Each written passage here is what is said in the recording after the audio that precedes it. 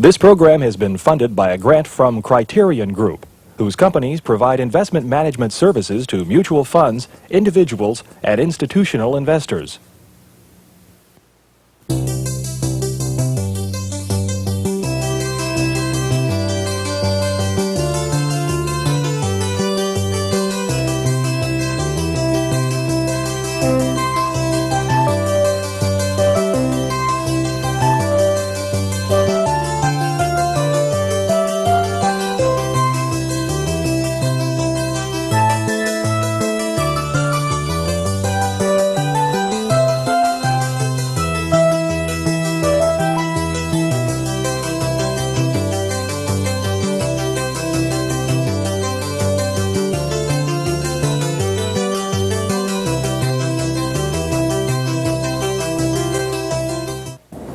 I want to start tonight. This is our last program in this series on the family, and I've called it Hope for the Family.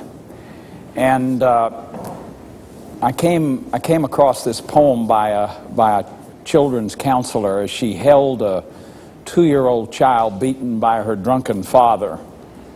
She wrote this poem. When I heard your helpless cries, tears filled my eyes. Your big brown eyes showed pain inside. Your heart must moan from being alone. How could you understand your raging father's hand? How can your little mind understand brutality so unkind? You cannot possibly understand that my heart is in your hand. I only wish that I could heal the confusion and the suffering that you feel.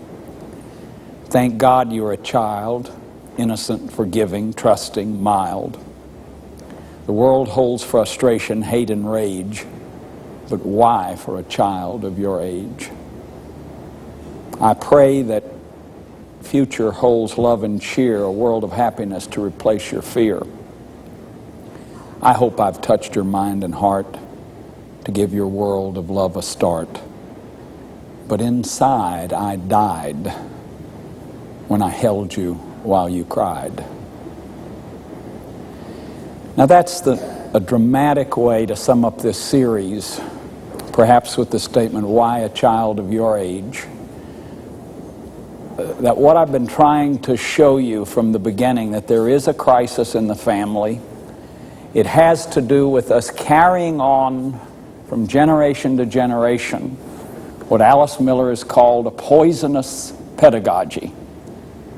What pedagogy is a whole ideological system of child rearing.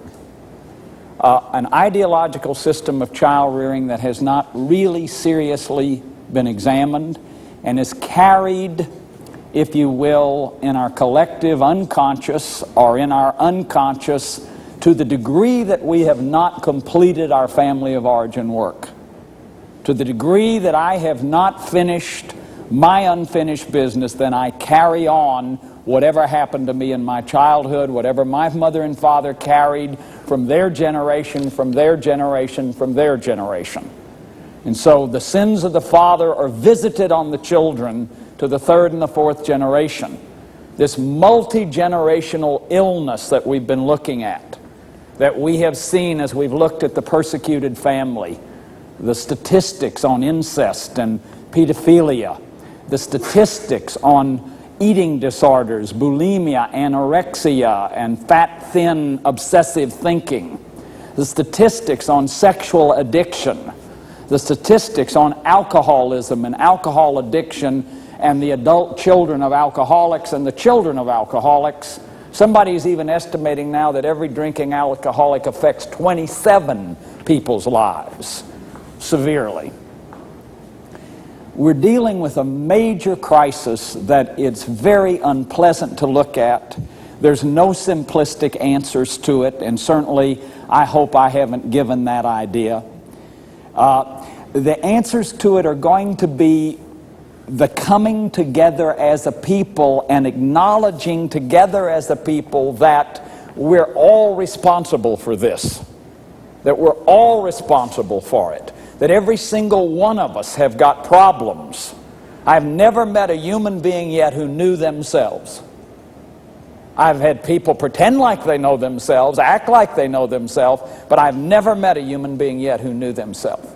What Terry Kellogg and I tried to do is sit up here and model what I think has to be modeled, is men being willing to share their feelings and their vulnerability and their lack of knowledge and their confusion. And that until we're willing to do that, we can't come together as a people and deal with these problems. Now, these are our problems. They're not those incest families' problems or those alcoholic families' problems. You know, not my children. We're upper class. You see, those are all parts of the sickness, and those are all parts of the hopelessness that we have to deal with. See, let me tell you what hope is. I want to tell you about hope tonight. William Lynch, a Jesuit priest, wrote what I think is probably the most important book I've ever read. It's called Images of Hope. If it is in print still, it's done by the University of Notre Dame Press. I'm going to give you some parts of that book tonight. But basically what hope is about is wishing and willing. In order to have hope, you have to have a strong wish. You have to have a desire. You have to be motivated to say, it is possible, I can do it, and I will do it. You have to have that kind of motivation. In order to hope, you also have to have imagination. See, the great enemy of hope is that which denies imagination. Because what hope is about is possibility. See, what hope is about is, hey, it's possible, I'm stuck, but maybe I can imagine a way that I can get out of it. I can see other alternatives. So in order to hope, you have to have imagination. Now, in order to hope, if it's human hope, it has to have mutuality. It has to have mutuality. You cannot hope alone. Do you think that some sexually abused woman sitting in this society, even now, watching this TV series, really has hope as she sits there carrying those denial systems and that delusional family system all by herself? Or people who've been beaten. You see, people continually come up to me and say, I had this terrible childhood and it didn't affect me. Well, I just hate to tell them how bad it looks like it affected them. And that people who say that, please hear me, you are creating great hopelessness for many other people when you keep denying that there was anything wrong with your childhood and keep saying that, well, everybody has problems. Those are all the minimizing and the denials. That's the delusional. That's the crisis of truth that we're in right now. Remember I said it's a crisis of the sorrow of not being a saint. It's the crisis of truth. It's the crisis of discipline, because we're still carrying a one-sided discipline. And I want to make that clear tonight. I'm not talking against obedience. I'm talking for creativity. I'm talking for spontaneity. I'm talking for functionality as opposed to being little automatons. I'm talking for feelings and the expression of feelings. I'm talking for being angry and sin no more. You see, what I get on that one is I only hear the second half of that quotation. Don't let the sun go down under your anger. Do you know what the first line of it is? Be angry and sin no more. But I'll hear preachers quoting that out of context to keep carrying on this poisonous pedagogy.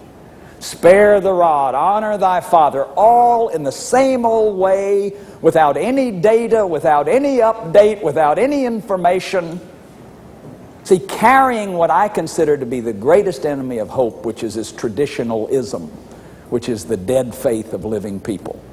Remember I said tradition is the living faith of dead people, and traditionalism is the dead faith of living people. And that is the most terrible enemy of our hope, is that traditionalism, that refusal to say, I'm involved in the evil that's going on. It's not me, it's them. It's not us, it's them. And that separation, and that name-calling, and that divisiveness, and that labeling, that's the great enemy of our hope. Now, I really want to show you how terrible that is. I want to show you how that manifests, this poisonous pedagogy, how it keeps getting carried on, because I want to show you that out of our understanding of families, we're also beginning to understand groups. I want to show you that groups are more primitive than individuals and more immature. We all know that. You know about group hysteria. You know what can happen at a rock concert where children get killed. So what we've got to deal with is the groups that continue to carry this poisonous pedagogy, this one-sided doctrine, without understanding the data that's coming in from the behavioral sciences, from the statistics of alcoholism, compulsivity, and abuse that I've been talking about in this series. You see, if we had a perfectly flowing, fully functioning society, if we didn't kill presidents and have violence and violence growing every year, 10 million people are the victims of violence in their own families, I'd say, of course, we'll always have evil with us. And I know we'll always have evil with us. We'll always have problems. I don't think it's going to be some utopia. But what I want you to get is that there's a subtlety and a cunning in how this gets carried on. And there are two basic ways. One is that people don't complete the past. Now, I've talked about that. They don't do it out of a kind of an ideological totalism, and it's almost like a squirrel cage. Because you see, to the degree that I don't get separated from my parents, I stay a child. For example, Fritz Perls used to say, and Fritz certainly wasn't trying to push religion, he used to say that until you're finished with your resentment, you can never grow up. As long as you have a resentment about a parent, you can never grow up. You have never grown up. It's the most classic form of unfinished business. Remember I said in one of the programs, if you haven't completed your source relationships, you are never really in another relationship. So the degree to which I refuse to complete the past is the degree to which I stay in bondage to the past, and I stay a child and I never grow up. Now, one of the beautiful things about TA, when it talks about the adapted child, the child, you know, the parent part of the child, see, that's a child acting like a parent. What that means is that you can have an 180-pound father acting like a parent, but really being only 5 years old. And so to the degree to which that this forgiveness process, the completion doesn't take place, we stay stuck. And then here's the interesting thing, that children up to 7 or 8 cannot think the same way we do. As a matter of fact, a child doesn't really think totally the way we adults can think till they're about age 16. That is, when we understand the developmental stages. I did a little bit of this with you in the program on moral development. But up to 7 or 8, children are magical, non-logical, and egocentric. Now, one of the ways that they are non-logical or egocentric is, what egocentric means is not selfish. It means they have trouble differentiating. For example, if you ask a 4-year-old who has a brother, if he has a brother, he'll say yes.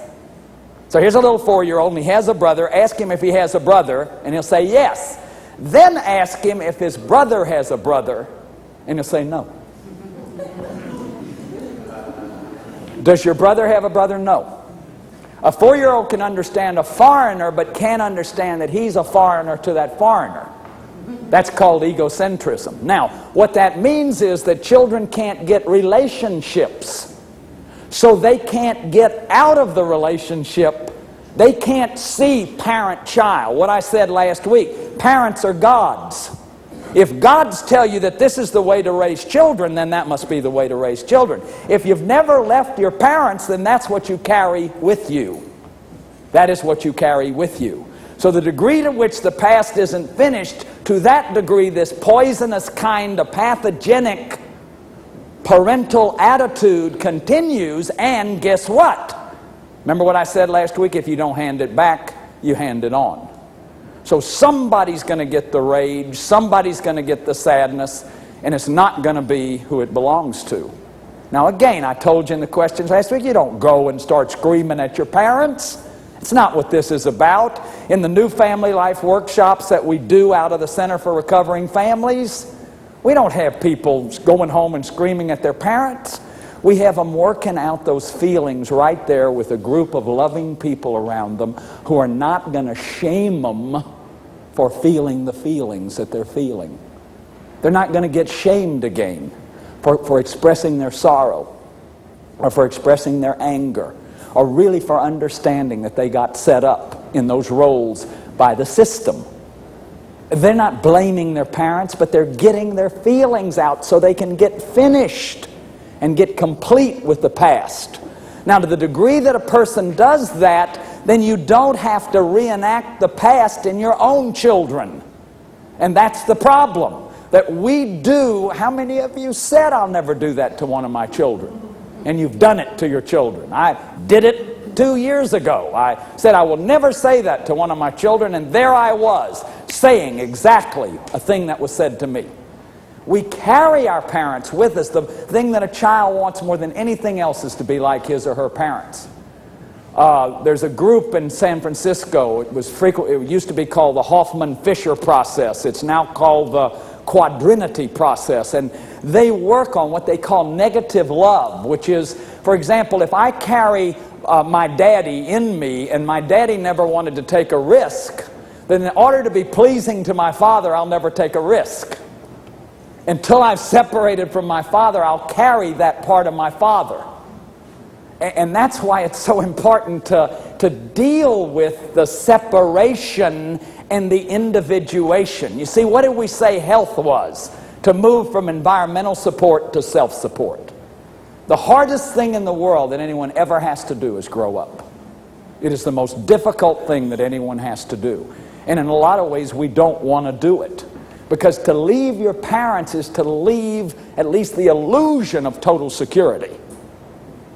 And so I see people all the time when I get them working on this stuff, they don't want to do it. We get right to the crucial point and that's it.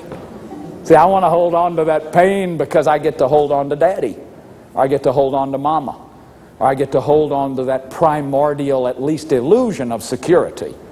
So this children think in absolutes, they can't understand relatives.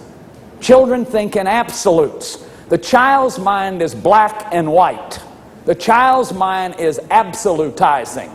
Now, I'm sure every single one of you, and those of you listening, have met a person, and if you start talking to them about child rearing, they go crazy. And it's black and white.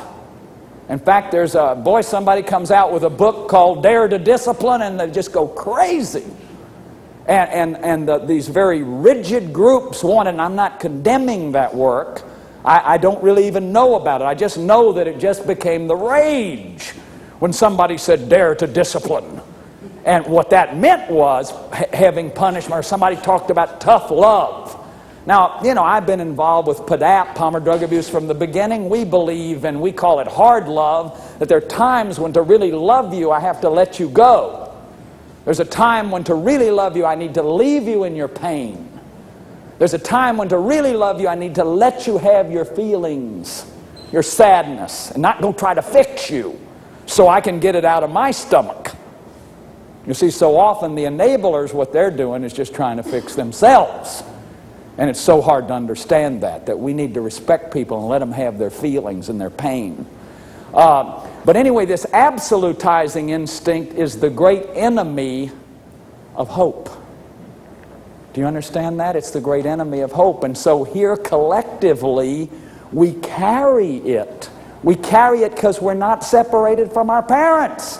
We carry that childhood way of thinking, and because what did we know about what parents were, what good pedagogy was? We simply carry that. Now, please understand me. I'm not arguing for authoritarian or permissiveness. I'm arguing against all pedagogy. I'm arguing against anybody that tells you how, that offers you anything other than than what are the ingredients of functionality, how to be a fully functioning person. And what I believe is that what we have seen, that if this mother and this daddy are fully functioning, those children will be raised in a soil where those parents have their needs met and will not have to make their children meet their needs. That the system will not have to have these children, in a sense, raise these parents, because these parents will have their needs met. And this relationship will be good because this woman knows that she can make it without this man, and this man knows that he can make it without this woman. That both of them have some degree of autonomy and independency. And they're not dependent on each other out of need and incompleteness because they've completed their past. To the degree that you complete your past, you are free to be a good parent to your children. To the degree that you have not completed your past, you're going to hand that on to your children. I don't care how intellectual you are, how many courses you've taken. It just doesn't work. I'll never forget the day I came home and I'd been with the Adlerians and I just learned about family councils and democratic parenting. And so I called a meeting from the top of the stairs. And Brenda, my stepdaughter, didn't want to come. And I became irate. I'd also just learned about iMessages. And I was screaming at her in iMessages. You see, the rage was still in me from my past. It didn't matter whether I had read parent effectiveness training and logical consequences and all that stuff. I hadn't worked out the stuff from my past. I hadn't finished my unfinished business. And to the degree that you haven't, I don't care how smart you are, how intellectual you are. Remember when I talked about Hitler and the intellectuals, the German intellectuals? It doesn't matter whether you're an intellectual. If you are not your true self, you can be taken by anybody that puts you in the same spell you were in the past. That's the scary thing. Now, I want to show you something about that. So one of the pieces of how do we continue to carry pathogenic kinds of parental attitudes, or how we continue these dysfunctional family systems. Remember, Virginia Satir thinks 96% of families are dysfunctional. And then for every dysfunction in those families, there's sexual dysfunction. So we begin to understand the degree of sexual dysfunction in our society. Then when we think of the 34 million grown-up women who were victimized by incest, we begin to see that's like the identified patient of a sick family. And you see, everybody wants to say, let's don't look at that. Let's look at how great we are. Well, look, I know we're great. We're a wonderful country. We're a wonderful people. We know that. Let's also look at how we're weak. Because remember what Erik Erikson said? I read this in the first program when he was describing Germany. For nations as well as individuals are not only defined by their highest point of civilized achievement, but also by their weakest one. By the weakest one of their collective identity. They are in fact defined by the distance and the quality of the distance between these points. Now, I want to take an example, and I want to use some excerpts from a book by Scott Peck called The People of the Lie. And I want to show you how specialized groups, how dangerous specialized groups are. And when I'm talking about specialized groups, I'm thinking of certain religious groups that keep this rigid kind of parenting. There were cases recently where children were beaten to death by certain religious groups because you're not supposed to spare the rod. The child was beaten for 2 hours. Now, I know that's not common. I hope it's not common. But when we begin to look at the data on incest and violence, we know that being religious, purportedly, ostensibly being religious, almost has nothing to do with that. Now, I want to read to you some of the things. Scott Peck was one of the psychiatrists who did the study of My Lai and the killing of 600 innocent people at My Lai. And in the spring of '72, I was chairman of a committee of 3 psychiatrists appointed by the Army Surgeon General at the request of the Chief of Staff of the Army to make recommendations for research that might shed light on the psychological, causes of My Lai. I don't know how you pronounce that, My Lai or My Lai, so as to help prevent such atrocities in the future. The research we proposed, well, I'm not going to tell you what happened to the research they did. Now let me just tell you, just quickly, at My Lai, Army intelligence had indicated that the Viet Cong were currently being harbored by villagers. Okay? The U.S. Army Field Manual had, specified unequivocally that orders in violation of the Geneva Convention are illegal and not to be obeyed. The Geneva Convention says it is a crime to harm any non-combatant, or for that matter, even a combatant who has laid down his arms because of wounds or sickness. At My Lai on that morning, Task Force Barker found only unarmed women, children, and old men. The troops of Company C killed at least somewhere between 500 to 600 of those unarmed villagers. The most large-scale killing occurred in the particular hamlet of My Lai 4. There, the 1st Platoon of Charlie Company, under the command of Lieutenant William Calley, herded villagers into groups of 20 to 40 or more, who were then slaughtered by rifle fire, machine gun fire, or grenades. It is important to remember, however, that substantial numbers of unarmed civilians also were murdered in other hamlets. Now, I want to make it clear that in this analysis, he's not talking about the brave soldiers that fought at Vietnam or even condemning these people. The issue here is an issue of collective evil, of how specialized groups can perform services for a whole people who are totally uninvolved emotionally. The number of soldiers involved probably were about 50. Now, Peck is researched this, and I'm assuming that he knows what he's talking about. I don't know for sure. What we did as we looked at this phenomena is we began to try to understand what happens to a group of people and who were, basically, what's a profile of these group of people. The most important thing that we discovered, he said, is specialization. Now, specialization is a wonderful thing. Groups can function with greater efficiency when they're specialized. General Motor makes beautiful numbers of cars because they're specialized. But specialization contributes to the immaturity of groups. See, remember that a group is more immature and more primitive than an individual. We know that from mass hysteria and for other reasons. Specialization contributes to the immaturity of groups for several reasons. That there is a great tendency in specialization for people to know more and more about less and less. If you're specialized, you know more and more about less and less. So there's a narrowing of consciousness. You only know what you're a specialist in. The problem is that in a specialty group, the role of a follower is the role of a child. The individual adult as individual is master of his own ship, but when he becomes part of a group, he becomes psychologically dependent on the leader. Now, he doesn't at all doubt that those men of Task Force Barker were tired. They had seen soldiers shot by civilians. They had poor food, poor sleep. They had seen comrades killed or maimed. The average soldier was more psychologically immature, and in the studies they did, they found that, for example, here was the typical soldier there. We'll call him Larry.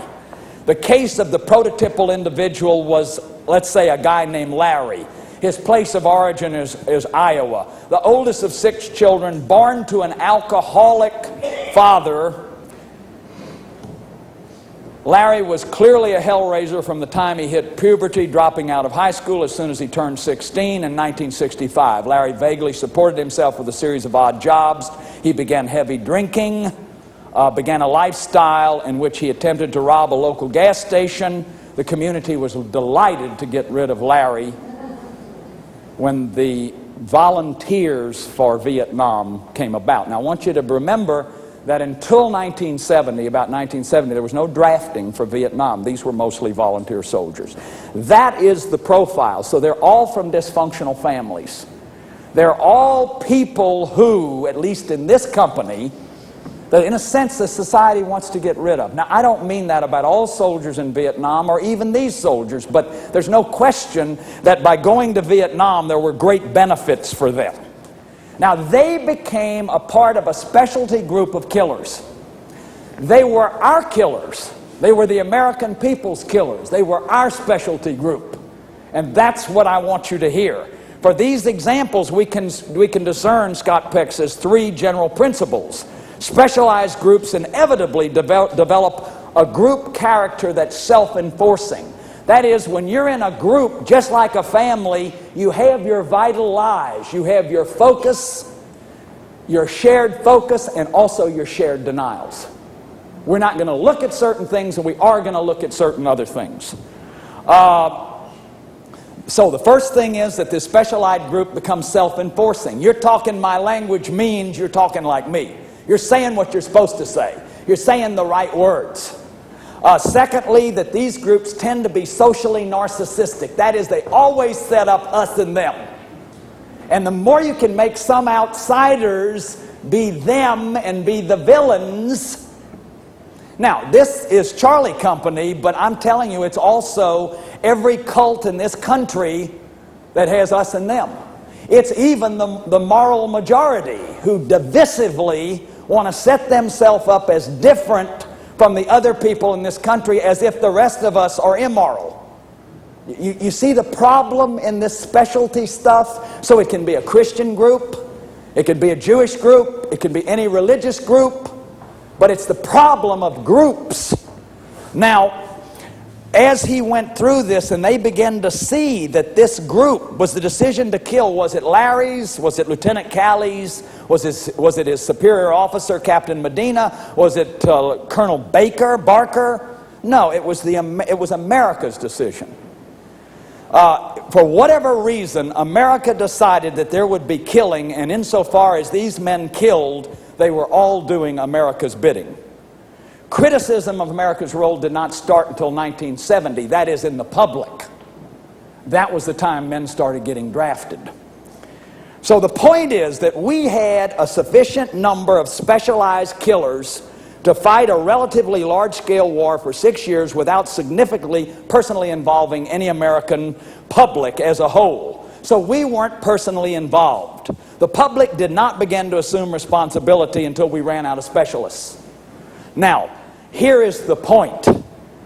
The reality is that it is not only possible but easy and even natural for a large group to commit evil without any kind of emotional involvement, simply by using specialty groups. That's what we did at My Lai, and that's what they did in Nazi Germany.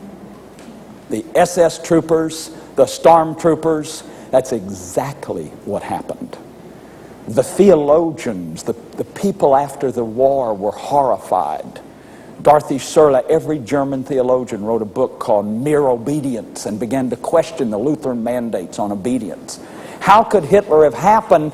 He could happen because of the pedagogy, the authoritarianism of the German family, but also because specialty groups were created.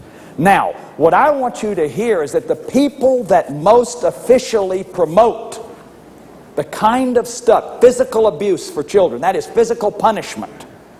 Now, again, I'm not talking about a pop on the bottom in the middle of the street with a car coming. I'm talking about that's the only way you know how to discipline a child. That the major way you discipline is with the rod, with beatings, with spankings. I'm talking about the emotional abuse that violates the child's need because we as parents have rights over children. We own them. They're ours. They belong to us.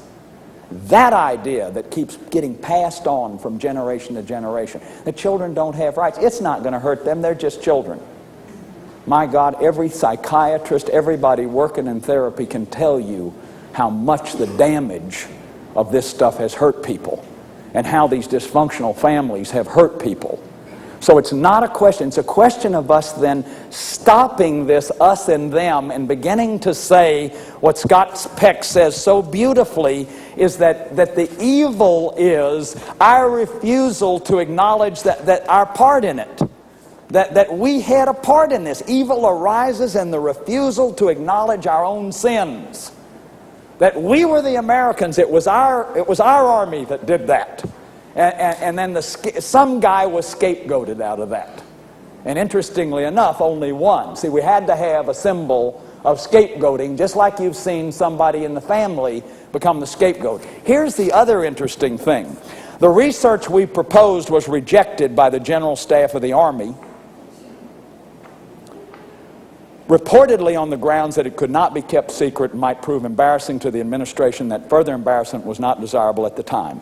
Well, I'm not going to go on any further, and you know, I'm not going to argue with that. I don't know about Scott Peck's research. I know it happened, and I know that I never lost one moment's sleep over it as a human being. And I know, after I've talked to Germans and listened to Germans, that they were involved in the phenomena of Nazi Germany. So what happens is we still have specialty groups. We still have specialty groups that believe in this kind of stuff. And I'm talking about people in the legal system.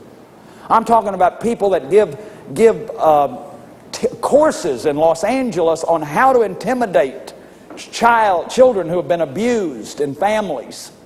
I'm talking about judges that haven't thought for 1 minute about this stuff, that just keep doing the same thing over and over again. I'm talking about preachers that stand up on national television and preach the good guys and the bad guys and call people drunks and sinners and whores and prostitutes and don't have any idea the pain those people are carrying. The us and them, the saved and the sinners. These are the specialty groups. They're just as much specialists because they have their own specialty and their own internal cycle so that nothing ever gets out. Their boundaries remain the same. I'm a theologian. You think some of those people would ever invite me to preach in their churches? And I believe in Jesus Christ as my Lord. I'm not telling anyone else to. That's my experience. But I'm sure disdained when I hear others preaching that same Lord, condemning. You see, most people who are shame-based are already condemned. It will do no good to hammer away at the wretchedness of people when you already feel worthless inside. And to me, you know, for so many years, I finally just quit going to church because all I did is go in there, and I already knew that I was worthless. And for someone to tell me that, my friend Kip Flock and I do a training in Los Angeles, and we decided that all we would ever do in this training is focus on what people do well. And we would simply point out what they've done well. It's the most amazing thing I have ever seen, the competency that happens to these trainees in 8 weeks when we focus on what they do well. Now, what I get as I look on that is that that's actually what you do if you took the gospel and you put it into a training course. That what it's about is not condemnation and judgment. It's about there is no division. There's no Greek or Gentile or Jew or Scythian or male or female. It's all people, all of us, the human city. Now remember what I read you the night that I read, talked about the persecuted, this wonderful book of William Lynch's. He says, we shall study hopelessness. For if there is anything that the emotionally ill have, it's a sense of hopelessness. And what their hope is when they have it is that what is wrong with them is human. That what is wrong with them is human, and that we all have it to some degree. That everybody else has got it too. But you see, if you start talking about schizophrenic, alcoholics and drug addicts and don't understand that you're a workaholic, you're a work addict, you're a worryaholic, you're a worry addict. You don't understand that you're also an addict and that you're coming out of these same systems. Then it's them and us. See, the fact is that the greatest hope of the sick, that there is nothing wrong with them that is not human and is not present to some degree in the whole human race. This is their hope, that they are human, a hope men stifle as often as they build too high and dig too deep the psychological walls. We do this out of fear to convince ourselves of the enormous difference between them and us. and we build a corresponding vocabulary of contempt. We build a vocabulary of what Robert K. Lifkin has called totalism. Robert K. Lifkin wrote a book on Chinese brainwashing during the Korean War, and he called it ideological totalism. And that's the third piece I want you to hear, is that if you're not extracted from your parents, you carry this absolutizing, black or white, all or nothing. That the second thing is that groups can carry this as specialty groups like religious groups, or social groups, or school groups. And that the third thing is that we will carry this kind of totalism. That is, there's a language that goes with this absolutizing. There's a very language that goes with it. And that it is a language of all or nothing. It's a language of all or nothing. I want to read you a couple of things from Robert Lifton's book. He says, we call them ultimate terms, either God terms.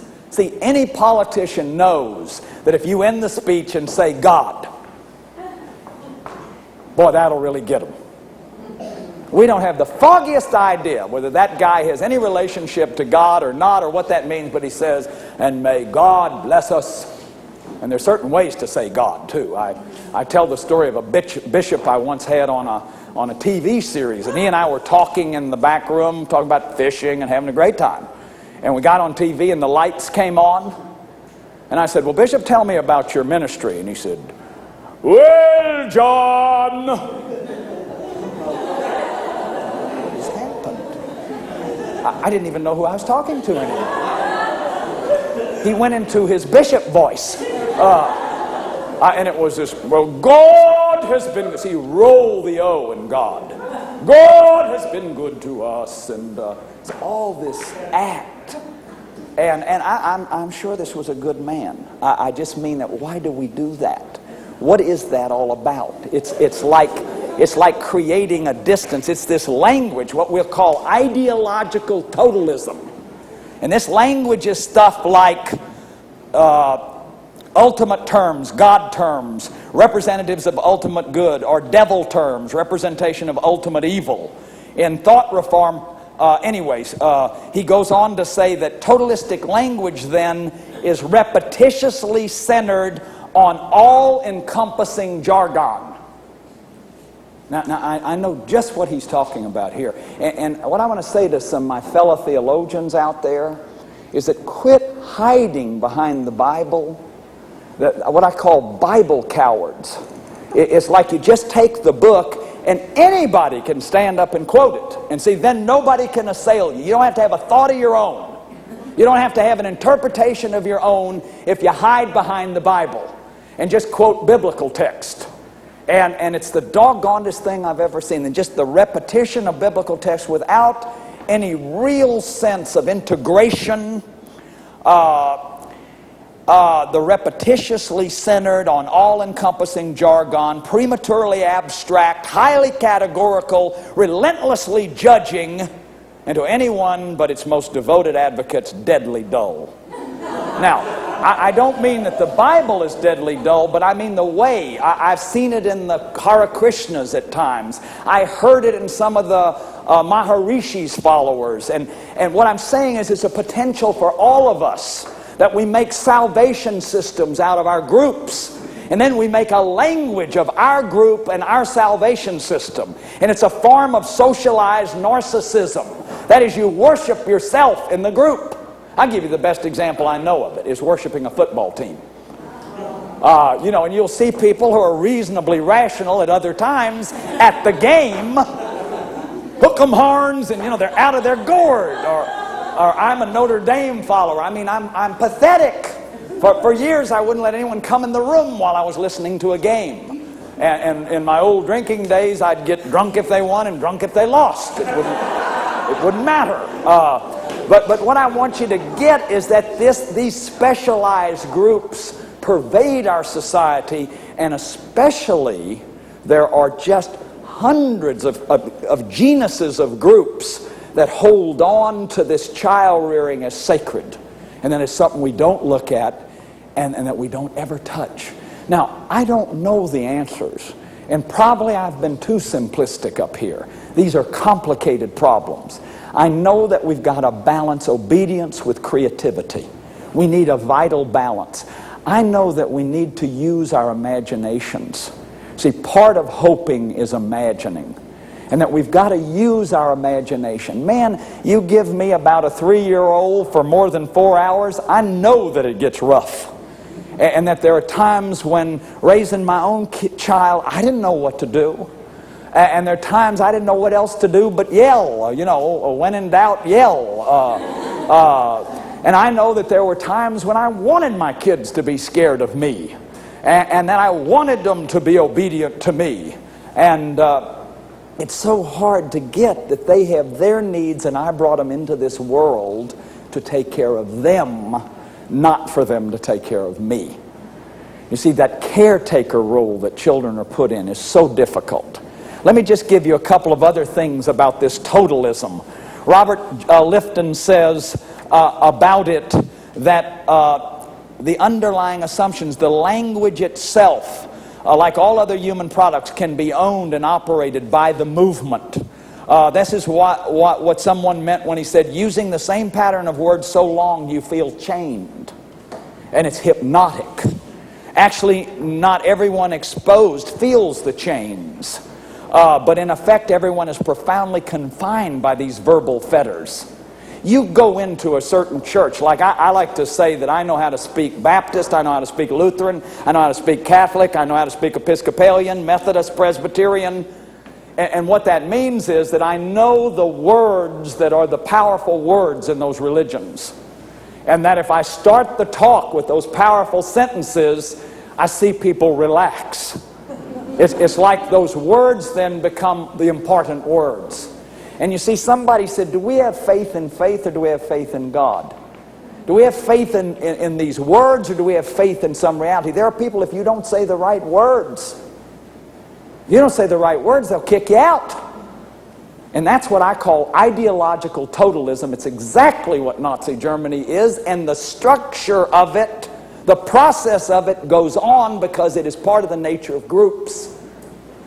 To have loyalty to the group, to be accepted as a member, you must accept the collected denials as well as the collected focus. You must accept the language.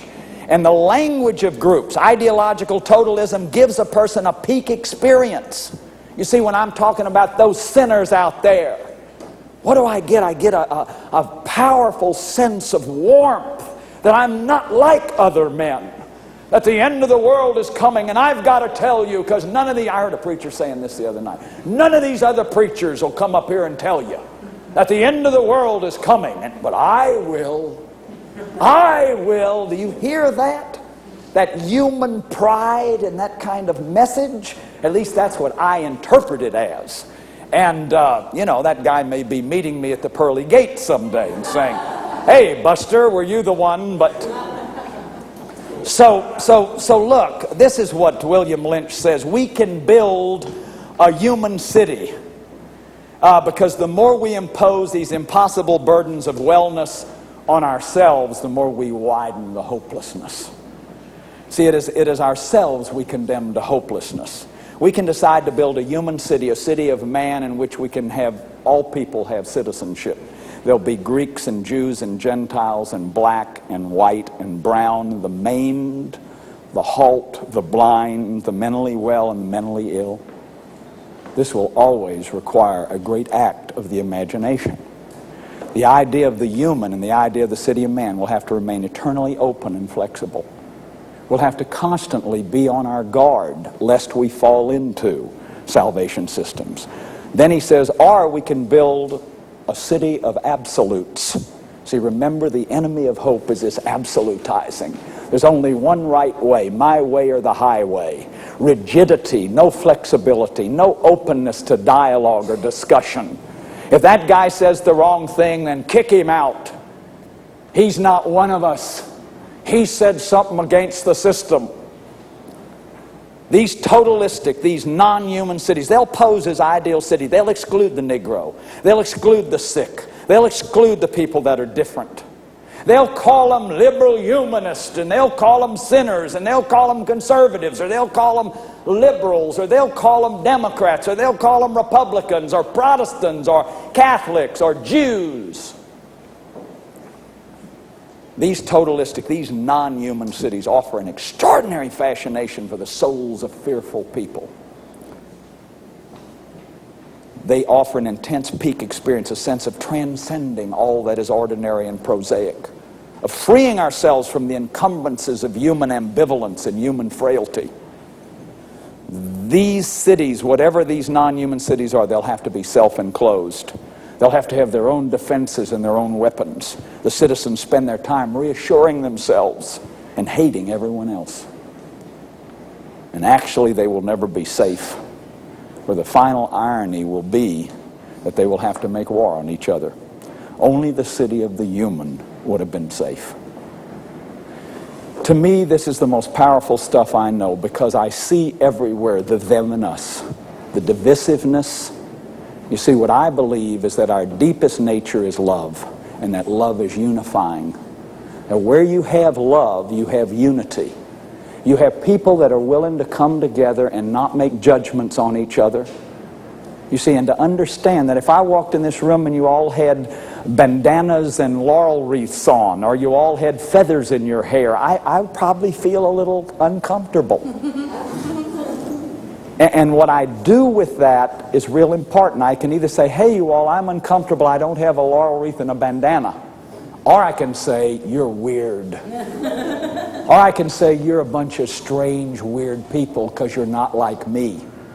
So there's something about the stranger, the one that's not like me. And I'm telling you, that is our greatest piece of hopelessness, that we keep isolating.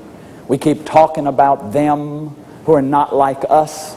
And we keep adoring and absolutizing ourselves in this narcissistic kind of group process. It's the immaturity of group processes, and it's the greatest danger, and we'll continue to do it. But what I'm suggesting to you, that if we really want to have hope, we'll stop doing it. Now, our hope will have to be a coming together, a building of a city together, that we're all together and we're all frail and we all have problems, and we're all willing to share those problems and do something. That's what I thought churches were. That's what I thought it was, is to come together as people in need of help. And to me, the greatest healing of my life, the greatest moments of my life have been sitting in groups where I could come and share my experience, strength, and hope, where I could come and share my pain. And the second a person opens up and shares their pain, you move closer to them. The second a person is willing to let down that mask and that false self, remember that false self we started with, that phony mask, that persona? The second a person is able to do that, then I can move closer to them. So what I hope this series is going to stir in you is at least the motivation to take a look at these problems, to see how widespread the problems are, that children are our greatest natural resource, that our socialization takes place in families, where we learn about ourselves as in families. If we don't have parents who love themselves and know how to really love others, how can they teach us how to love ourselves or love others? So we may have to come together and work together to love ourselves and love others and learn to love ourselves. And it's going to take a lot of imagination. It's going to take a lot of imagination. It's going to take things like this woman who was on the cover of a magazine recently. She sued the police department. A battered wife strikes back. Oh, you can't believe how this man her husband brutalized her. This is on the cover of Picture Week, November 4th, 85. She sued the police for their failure to protect her against her violent husband, got $1.9 million. Boy, that's imagination. That's imagination, and that's somebody who's willing to take a risk. See, one of my favorite quotations of all is, there are places in the heart that don't exist. Pain must be in order that they be. That's from Leon Blois. And then my other most famous quotation, or most favorite quotation, is from Paul Claudel. Paul Claudel was a 19th century writer. He thought that we were the occasion of salvation for each other. He said, there is no one of my brothers. Here's the family of man, woman. There's no one of my brothers that I can do without. In the heart of the meanest miser, the most squalid prostitute, the most miserable drunkard, there is an immortal soul with holy aspirations, which, deprived of daylight, worships in the night. I hear them speaking when I speak. I hear them weeping when I go down on my knees. There is not one of them that I can do without. Just as there are many stars in the heavens, and the power of calculation is beyond my reckoning, so also there are many living souls, and they scarcely give forth their light, but I need them all in my praise of God. There are many living beings, but there's not one of them in whom I am not in communion in that sacred apex where we utter together the Our Father. And to me, that's the most beautiful line that I've ever seen penned, the idea of the solidarity of mankind, that we are one. Last week I said, you are the world. To me, the greatest hope is not about those specialized groups and all that, but that I can do something about it. If I am the world, if I heal myself, I can heal the world. You see, if I am the world, and I will take the responsibility and the risk of doing something about me, looking at the log, not the speck. If I will heal me, then I have the opportunity of participating in healing the world. And that's the challenge that I leave you with out of this series, and I hope that you'll respond.